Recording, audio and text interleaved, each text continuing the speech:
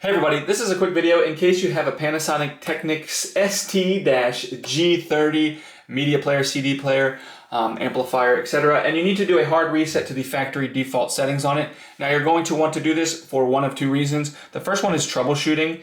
If you're having any issues where this is not playing CDs or it's not making sound or it's not responding to something, anything like that can very often be fixed with a hard reset to the factory default settings. The second reason is just for whatever reason you want to just get it back to the way it was when it came out of the box with all its defaults restored. All we need to do on this device, if we want to do that, is unplug it and then wait for at least 3 minutes with it unplugged. And then once we've waited at least 3 minutes, we're just going to come in and press and hold the power button. And while pressing and holding the power button, we're going to come in and we're going to plug it back in, all the while holding the power button. And just give it a couple seconds, continue to hold, and then you can release the power button and it will reset. And what will happen is the main unit will turn off.